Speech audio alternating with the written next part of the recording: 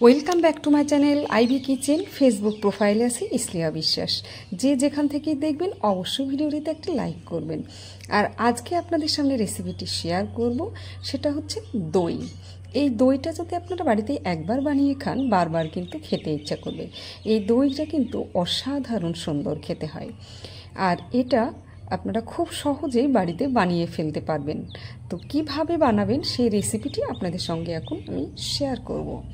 অবশ্যই ভিডিওটি সকলকে দেখার সুযোগ করে দেওয়ার জন্য শেয়ার করবেন, আর অবশ্যই সাবস্ক্রাইব করবেন যারা আমার চ্যানেলে নতুন, আর ফেসবুক প্রোফাইলে অবশ্যই ফলো করবেন আমার চ্যানেলটিকে।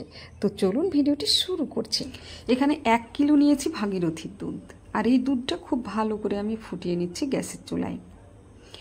এটা খুব ভালো করে ফোটাতে ফোটাতে প্রায় হাফ কিলো করে নেব এই দুধটাকে, আর তার সাথে অ্যাড করে দেব কনডেন্স মিল্ক। কনডেন্স মিল্ক যদি দেওয়া যায় দুধের মধ্যে, তাহলে দুধটা কিন্তু খুব সুন্দর একটি কালার চলে আসবে, আর এটার কিন্তু স্বাদও হবে অসাধারণ। এখানে 250 ml আছে, আমি 250 ml দেব, 500 ml আছে, ঠিক আছে। তো এখন 250 ml আমি অ্যাড করে দিলাম, দিয়ে আবারও কিন্তু এখানে ভালো করে মিশিয়ে নেব দুধের সঙ্গে।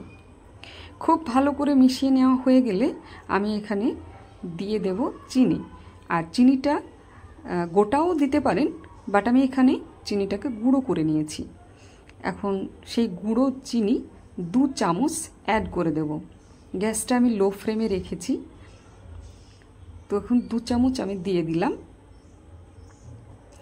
এখন ভালো করে আবারও এটাকে মিশিয়ে নেব দুধের সঙ্গে সব কিছু। তারপরে আমি গ্যাসের চুলাটা হাই করে দেব, দিয়ে এটাকে খুব ভালো করে ফুটাতে থাকবো, কারণ এটা খুব সুন্দর গাঢ় গাঢ় হয়ে গেলে তবেই কিন্তু দইটা বসানো যাবে। তো এখন ফ্লেমটা আমি বাড়িয়ে দিয়েছি, দুধটা খুব ভালো হয়ে জাল হচ্ছে, আর এটা একদম গাঢ় গাঢ় হয়ে যাবে আস্তে আস্তে। আমি একবার চুলাটাকে কমিয়ে দেব, দিয়ে দেখে নেব কতটা গাঢ় হয়েছে। তো আমি চুলাটা কমিয়ে দিলাম, দিয়ে দেখুন মোটামুটি গাঢ় হয়ে গেছে। তবু এর থেকে আরও গাঢ় করতে হবে, সেই জন্য আবারও আমি এটা হাই ফ্লেমে দিয়ে আবারও একটু ফুটিয়ে নেব খুব ভালো করে।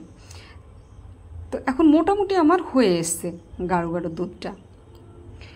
এটা সবসময় নাড়তে থাকতে হবে, এখন তলাতে যাতে লেগে না যায় বা পুড়ে না যায় সেই দিকটাও লক্ষ্য রাখতে হবে। তো আমার মোটামুটি হয়ে গেছে। এটা এখন নামিয়ে নেব আমি নিচে, নিয়ে এটা ঠান্ডা করে নেব প্রায় 3 ভাগ মতো, 4 ভাগের 3 ভাগ মতো আমি ঠান্ডা করে নেব। ঠান্ডা করে নেওয়ার পরে এখানে ভাগীরথী দই আমি এখানে 300 ml প্যাকেটে রেখেছি, বাকিটা খেয়ে নিয়েছি। তো 300 ml দই এখানে অ্যাড করে দেব, টক দই এটা, যাতে মিষ্টিটা সমানে সমানে হয়ে যায়, মিষ্টিটা যাতে খুব বেশি না হয় সেই জন্য এখানে 300 ml দই আমি অ্যাড করে দিলাম। আর এটা খুব ভালো করে নেড়ে নেব যাতে এর গোটা কোনো রকমে না থাকে, আর উপরে যে সরগুলো লেগে আছে সেগুলোও আমি একদম ভালো করে নামিয়ে দেব।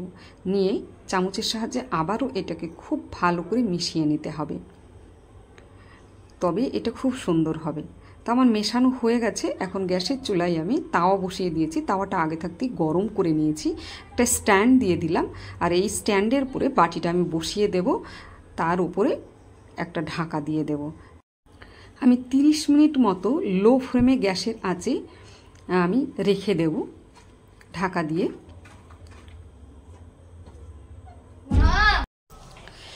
এইটা মাঝে একবার তুলে নিয়ে আমি এখানে চিড়ে রাখা কাজু আর চেরি আমি এখানে অ্যাড করে দেব, যাতে দইটা দেখতে খুব সুন্দর হয় সেই জন্য। এটা অপশনাল, আপনারা চাইলে দিতে পারেন, নাও দিতে পারেন, অসুবিধা নেই। তো এখানে দেখতে যাতে সুন্দর হয় দইটা সেই জন্য কিন্তু আমি এখানে এগুলো দিলাম। তো আবারও আমি এখানে কিছুক্ষণ ঢেকে রেখে দিয়েছিলাম, এরপরে দইটা আমার তৈরি হয়ে গেছে। এখন ঠান্ডা করে নেওয়ার পালা। কিছুক্ষণ ঠান্ডা করে নেওয়ার পরে আপনারা যদি ফ্রিজে একটু ঢোকাতে পারেন তাহলে আরও ভালো হয়, ফ্রিজে না ঢোকালেও চলবে। দেখুন ফ্রিজে আমি ঢোকাইনি, তবে কি সুন্দর হয়েছে দইটা। এখন বাটিতে তুলে নিয়েছি, এটা দেখতে অসাধারণ, খেতেও অসাধারণ। একবার হলেও বানিয়ে দেখবেন, এভাবে একবার বানিয়ে দেখবেন, এটা কিন্তু খুব সুস্বাদু এবং সুন্দর হয় খেতে। অবশ্যই ভালো লাগলে একটা কমেন্টস করে জানাবেন, আর লাইক করতে ভুলবেন না।